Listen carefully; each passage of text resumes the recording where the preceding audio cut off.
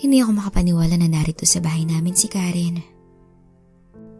Hi Ken, kamusta ang biyahe mo? Tanong niya sa akin nang initian pa ako.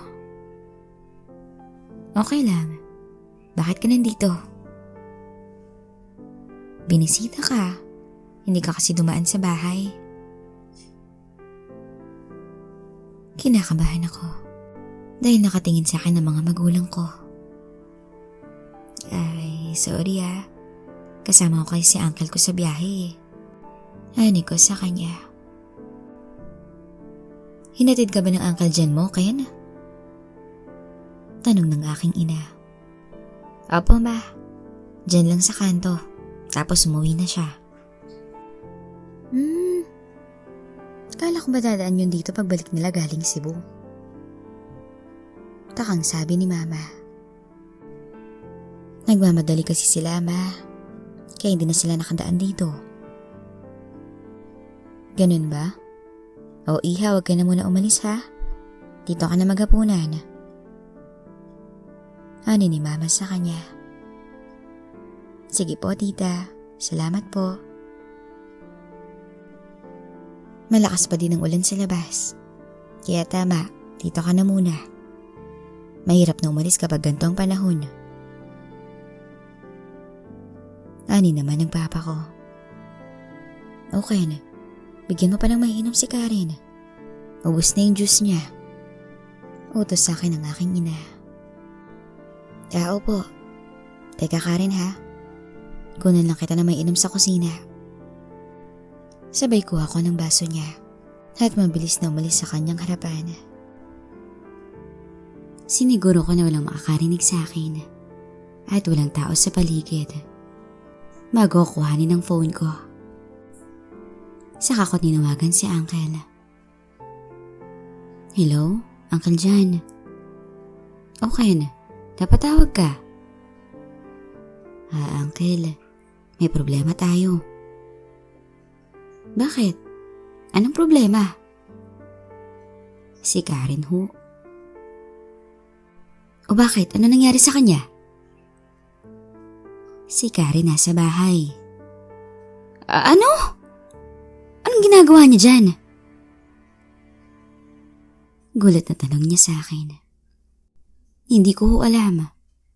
Pagdating ko rito, nandito na siya. Patay tayo niyan. At natahimik ng ilang segundo si Uncle. Sige, tatawagan ko siya. Tawagan mo na ngayon, Uncle. Kasi niyayaya siya ni Mama na maghapunan dito. Naku po, patay tayo niyan. Matanong pa naman ang ate. Sige, tatawagan ko na ngayon.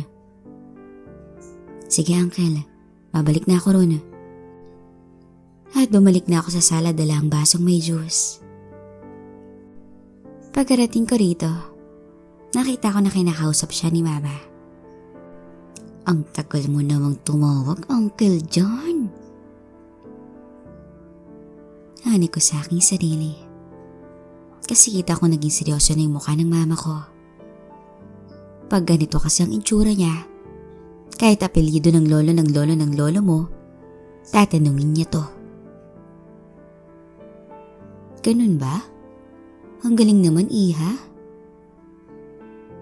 Dinig kong sabi ni Mama. Ano ang magaling? Tanong ko nung nilagay kong baso sa mesa at umupo sa kabilang dulo ng sofa. Habang sila Papa at Mama, magkaharap na nakaupo sa single chair namin. Kinuwento kasi ni Karen yung negosyo nila sa probinsya. Negosyo? Gulat kong tanong na napatingin ako kay Karen. Ang bilis mo naman makalimot, Ken. Di ba yung negosyo naming fishery? Ani niya tinawakan niya ako sa hita. Oo nga yung negosyo niyo. Sagot ko naman. Teka, tignan ko muna yung niluluto ko sa kusina ha. Paalam ni Mama sa amin. Tulungan na kita, tita. Ani ni Karen sa kanya. Hindi, bisita ka namin. Hindi, tita. Okay lang po. Tulungan ko na po kayo magluto. Sige na nga. Sa wakas may pangalawang babae sa kusina namin. Maliban sa mga lalaki nakatira dito sa bahay na to, na hindi man lang tumutulong sa akin magluto. Nagpaparinig mama ko sa amin ni Papa. Nasabay naman kaming napaiwas ng tingin rito. At natawa lang si Karen dito. Kaya lumapit ka nga rito. Tawag sa akin ni Papa. Kaya agad naman ako lumapit sa kanya. Bakit ba? Tapatin mo nga ako. Kita kong seryoso ang mukha ni Papa. Kaya kinakabahan ako. May relasyon ba kayo ni Karen? Ani niya habang tinitingnan ako sa mata. Ha? Wala po. Kenneth! Nagulat ako nung tinawag niyang pangalan ko. Dahil pag tinawag niya ako sa buong pangalan, ibig sabihin ay seryoso to. Wala talaga pa. Promise. Eh bakit wala kayong relasyon? Tanong niya na nagbago ang ekspresyon ng mukha niya. Na parang dismayado siya.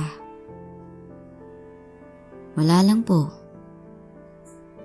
Sagot ko sa kanya.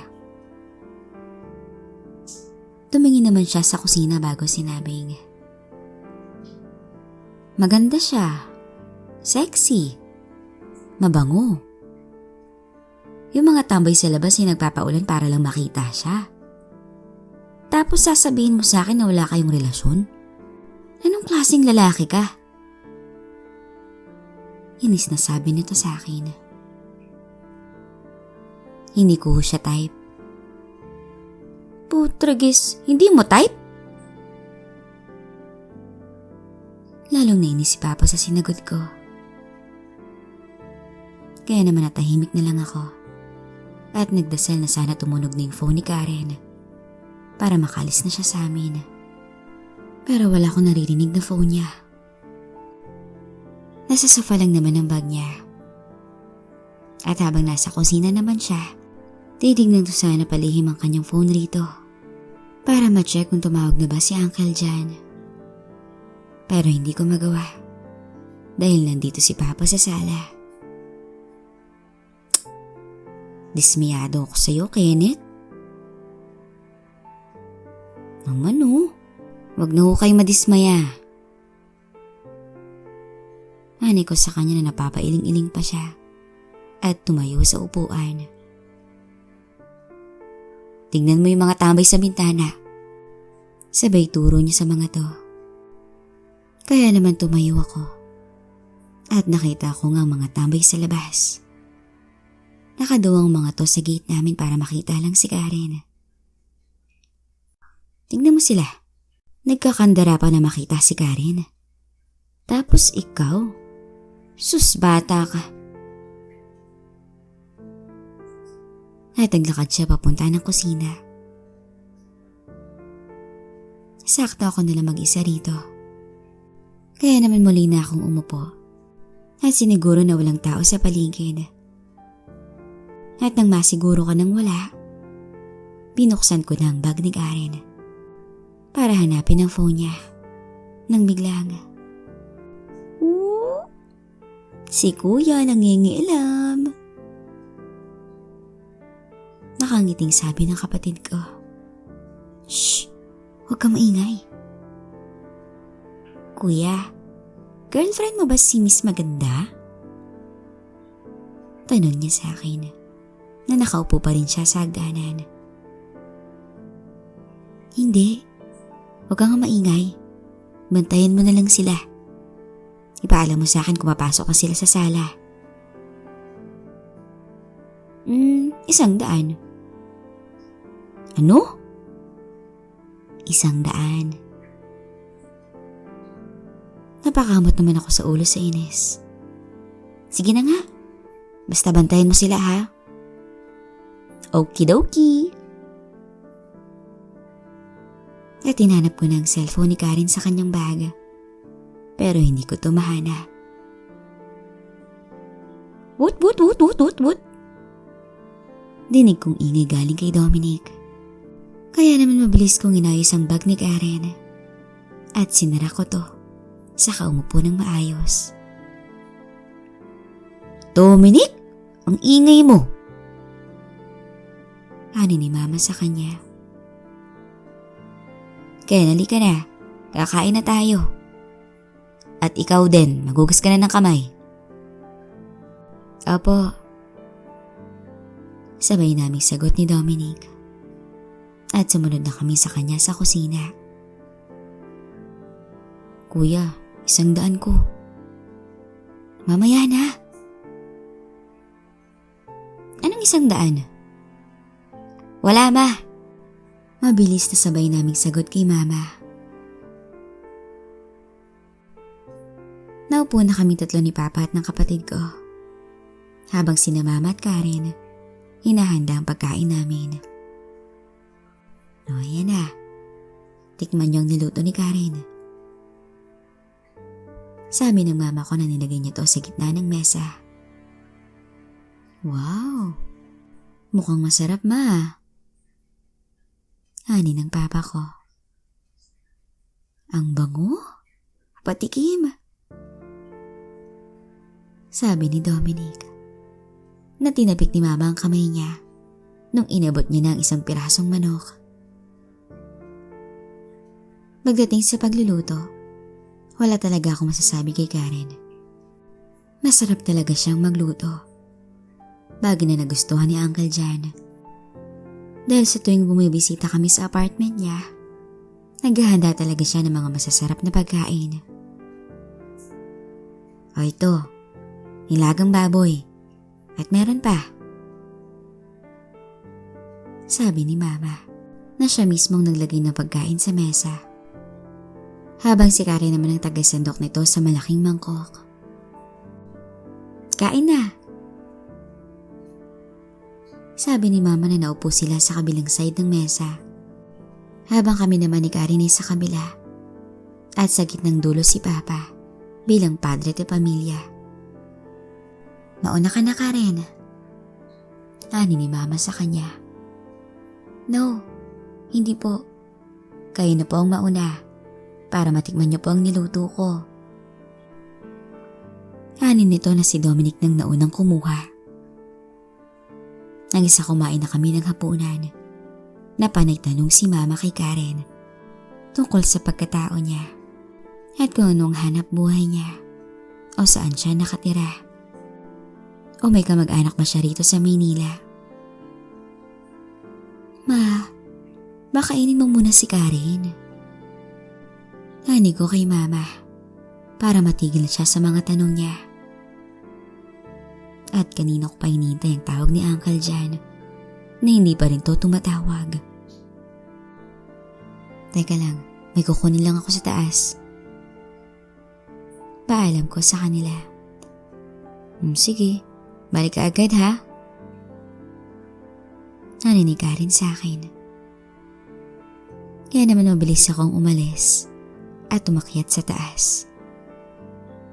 Pagdating ko sa kwarto ko, tinawagan ko agad si Uncle Jan.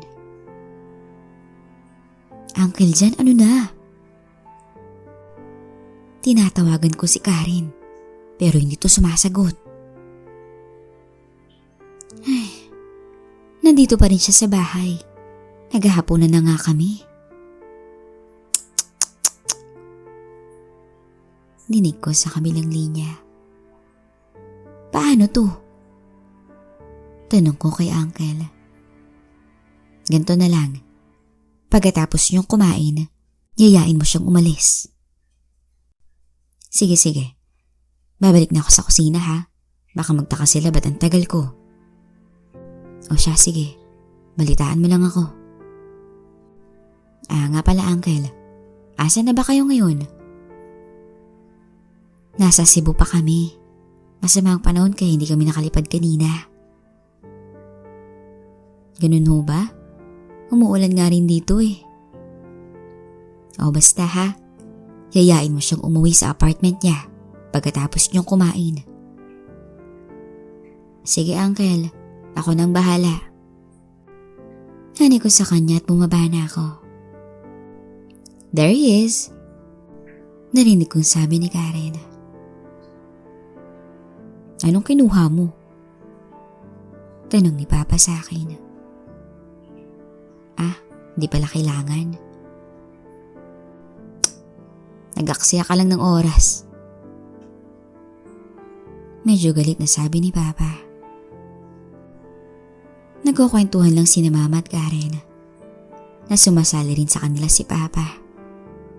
Habang ako, nagdarasal na tumunog na yung phone ni Karen upang makaalis na siya. Hindi na ako sumali sa kwentuhan nila Mama kasi baka pati ako'y madamay. Baka tanungin niya ako tungkol sa amin ni Karen. Hanggang sa natapos na kaming kumain at nag-offer pa si Karen na tulungan ng mama ko na magligpit at maghugas ng pinggan. Kaya naman nagpunta na lang kami ni Papa sa sala at si Dominic naman pumunta na sa itaas sa kwarto niya. Nabanggit mo nga pala kanina pa na may pag-uusapan tayo. Paalala ko sa kanya. Oo nga pala. Nakausap ko yung ninong Greg mo. Oh, tapos po? Kinakamusta ka ni Emma? Ganun ho ba? Oo. Tinatanong kasi ni Emma kung gusto mo daw ba mag-abroad. May kakilala kasi ang tita niya na pwedeng tumulong sa'yo para makakuha ng working visa. Ganun ho ba? Maganda na kasi ang posisyon ko ngayon sa trabaho. Sayang naman pa. Mas sayang kung tatanggihan mong offer niya. Oo nga po. Pero masaya na ako sa trabaho ko ngayon. Hani ko kay Papa. Pero ang totoo, masaya na ako sa piling ng amo ko. Well, nasa sayo naman yan. Ang importante kung saan ka masaya at komportable. Doon ka. Sabi sa akin ni Papa. Salamat pa. Sagot ko sa kanya. Nga pala, si Emma may balak umuwi next year. Uuwi ka agad? Nasabi ko nga yan sa ninong Greg mo. Natawa nga siya eh. Kasi panaiyak daw roon at gusto nang umuwi. Buti nakinig nga sa tita niya.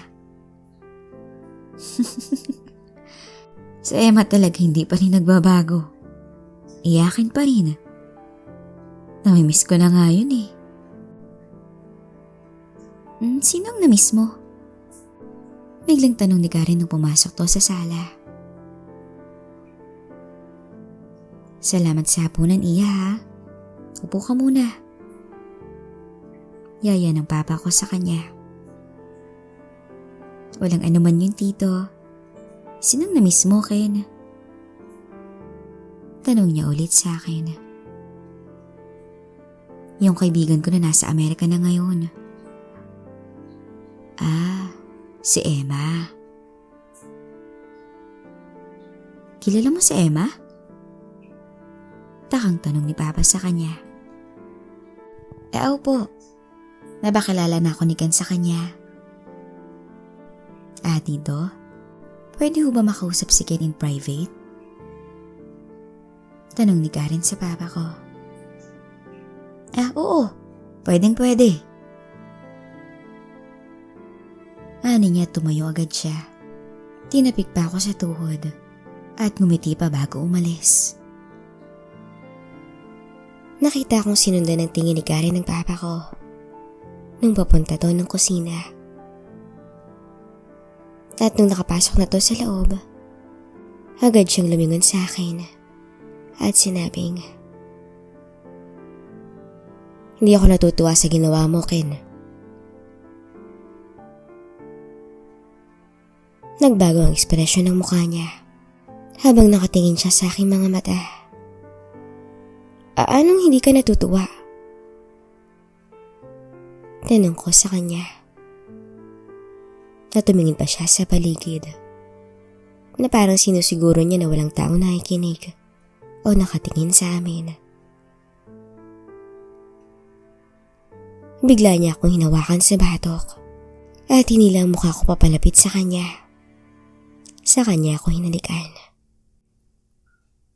Pilit ko namang inaalis ang kamay niya sa batok ko at tinulak ko siya.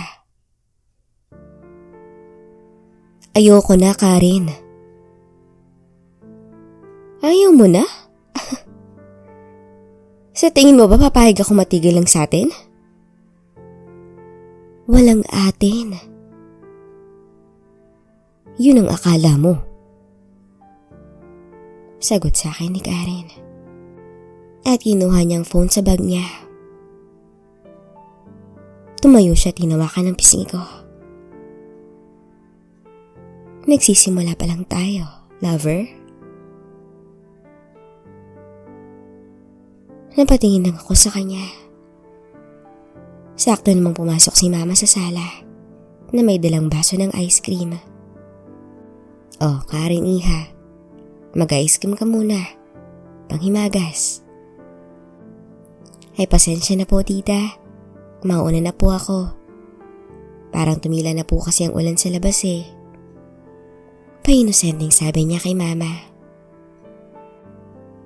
Magaling umarte si Karen. Kaya madali siya magustuhan ng mga tao. Lalong-lalo na ng ina ko na nagustuhan siya kaagad. Dahil nakadamit siya na gustong makita ng mama kong suot ng isang babae. Ika nga ng mama ko, dapat sa babae maging magalang, simpatika, at gustong gusto ko yung nagsusuot ng damit na hindi malaswa at hindi ka bastos-bastos. Naalala ko na ikwento ko yung dati kay Karen. Kaya ngayon, nakapanghabang damit siya. Nalagpas lang na kaunti sa tuhod. At nakaayos ang kanyang buhok. At konting makeup lang sa mukha. Ay, sayang naman at aalis ka na. Pasensya na po talaga, tita. Pero wag ko kayo mag-alala. May bisitahin ko kayo uli dito. Nakangiting sabi niya kay Mama. Dapat lang, iha. Sagot naman ng mama ko sa kanya. Tumila ng ulan sa labas. Sabat naman ng papa ko na galing sa kusina at kumakain ng ice cream. Oo nga po. Kaya magpapaalam na po ako sa inyo, tito, tita. Oh, aalis ka na? Maaga pa. Ani ng aking ama. Oo nga, iha. Maaga pa naman. Magstay ka pa dito. Kahit isang oras lang. Magkwentuhan pa tayo. Ani ni mama kay Karen. I'm sorry talaga, tita, tito. Kailangan ko na po talagang umalis. Ani nito na hinawakan pa ako sa kamay. Babalik pa naman ho ako dito para bisitahin din si Ken. Sabay ngiti niya. Sige. Hindi ka na namin pipilitin. Basta bumalik ka lang kahit anong oras. Welcome na welcome ka sa amin. Hani ng mama ko sa kanya. Salamat po, tita. Okay, ihatid mo na siya sa kotse. May payong dun sa kusina. Kunin mo. Utos ng aking ama. Wala naman ako nagawa kundi sundin to. At pagkatapos magpaalam ni Karen sa mga magulang ko, lumabas na kami. Pinayungan ko siya papunta sa kanyang kotse.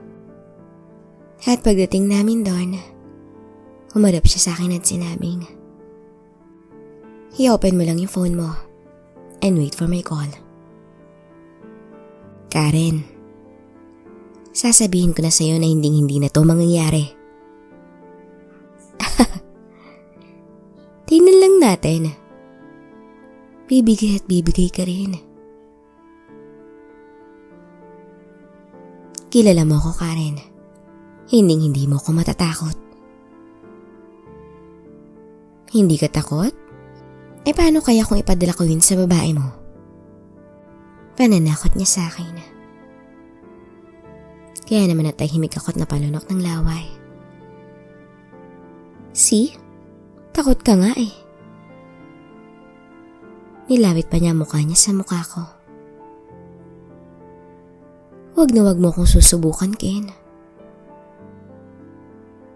Hani niya sabay halik sa pisngi ko. Hanggang sa tuluyan na siyang umalis. Iniwan niya akong tulala at takot sa posibleng mangyari sa kung anong gagawin niya. Tulala rin ako nung pumasok ako ng gate namin at naupo lang sa labas ng bahay at nag-isip. Anong gagawin ko? Kung malaman ni Ma'am Chelo yun, tsaka hindi lang bugbog ang aabutin ko ron, kundi posibleng tanggalin pa ako sa trabaho.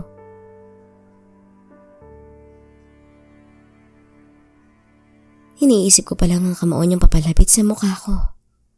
Nanginginig na ang tuhod ko at lumalakas ng kabog sa dibdib ko. Ay, bahala na.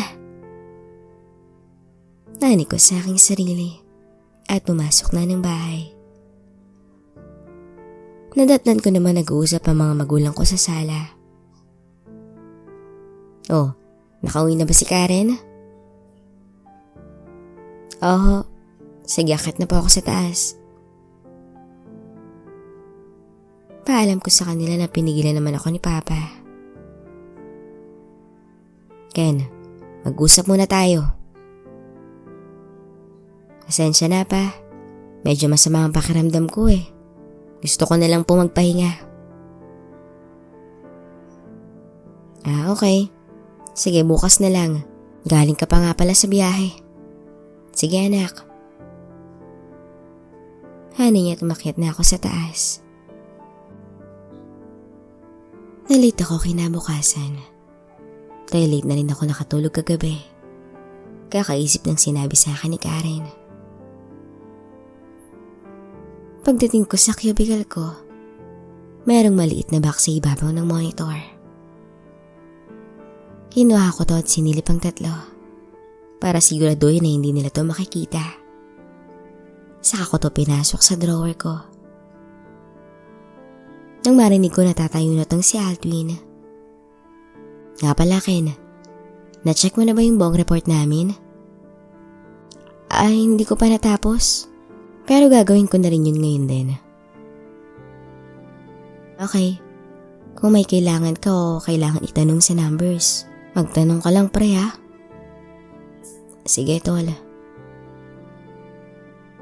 At bumalik na to sa upuan niya. Kaya naman kinuha ko na yung folder ng Caltex account. At sinimulan ko na tong i-review.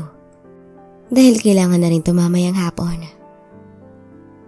Nang bigla ako makatanggap ng email galing kay Ma'am Chelo.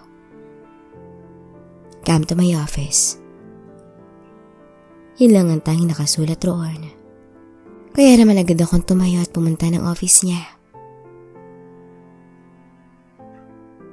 Kumatok muna ako bago pumasok rito. Kita ko nakaupo to sa kanyang upuan.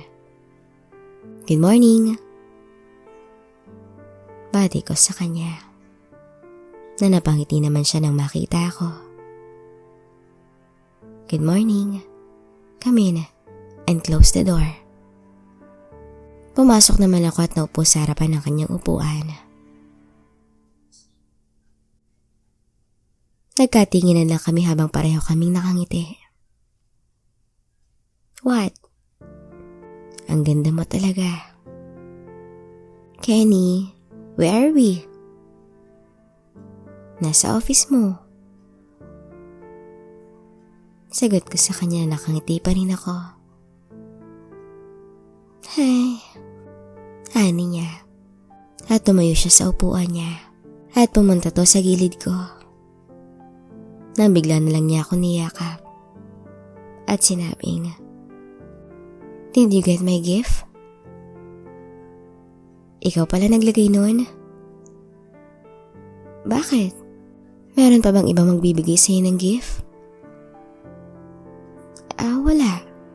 Nagtaka lang kasi ako. Tinignan niya pa ako ng masama.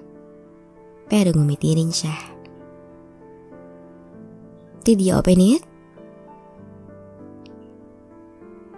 Tanong niya habang paupo to sa dulo ng desk niya at nakaharap sa akin. Hindi pa. Nilagay ko yun sa drawer ko. Bakit hindi mo binuksan? Go and get it. Utos niya sa akin. Kaya naman tumayo ako. Nang bigla niya akong hinawakan sa kwelyo at hinila ako. Napadikit ako sa kanya at nakipaghalikan to sa akin.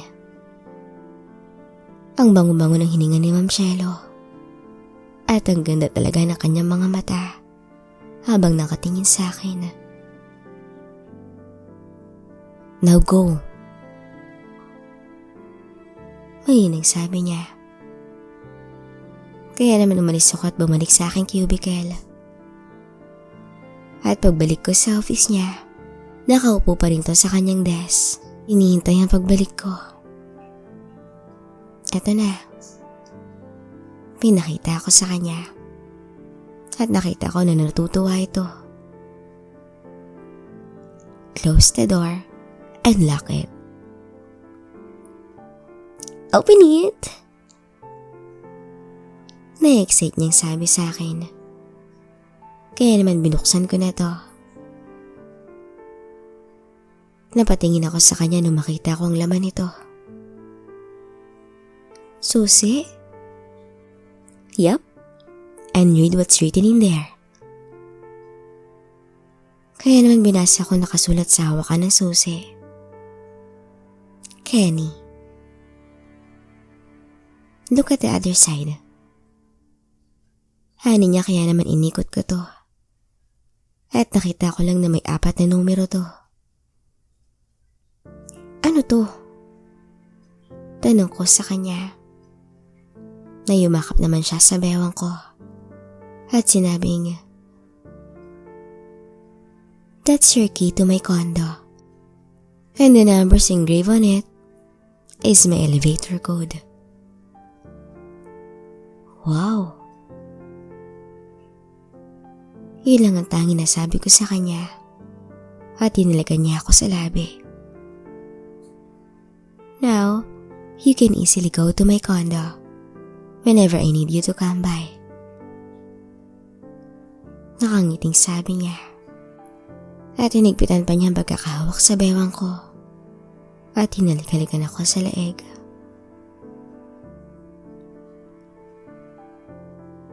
Nakatingin lang ako sa kanya hanggang sa tumigil to sa paghalik sa akin.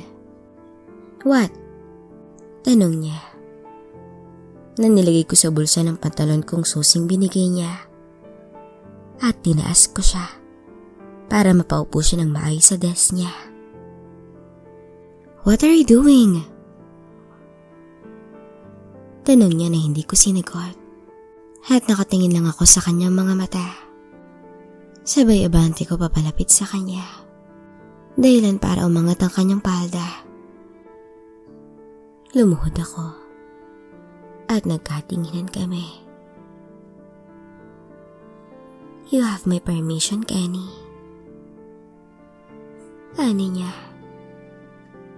Kaya naman hindi na ako nagpatumpik-tumpik pa. Agad ko siyang sinunggaban. At doon na nagsimula ang mabilis ang pagpapaligaya namin sa loob ng kanyang office. At ilang sandali pa, sabay na namin naabot ang langit. Ang sarap ng feeling. Ani niya.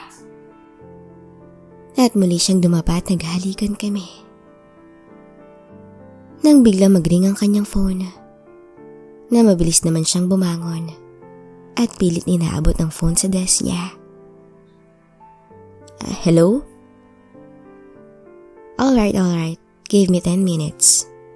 Okay. Bye. Ani niya, tumayo na siya. Sinong tumawag? Si Rose. Darating daw ang papa ko ngayon. At mabilis na siyang tumakbo sa banyo. At narinig ko na nabukas na rin to ng gripo. Kaya naman tumayo na ako at nag-ayos na rin ang sarili. Bilisan mo, paakyat na sila! Sigaw ni Chelo sa akin na nag-retouch na ng makeup. Ready ka na? Tanong niya sa akin. Oo. Sagot ko na hawak pa niyang hinubad niyang pang ibaba. Na pinasok niya to sa bulsa ko. Kaya naman natawa lang ako. Lalabas na ako Hani ko sa kanya. Okay, mamaya lunch tayo. Hani niya tumalik na ako sa kanyang labi bago ako tuluyang lumabas ng office.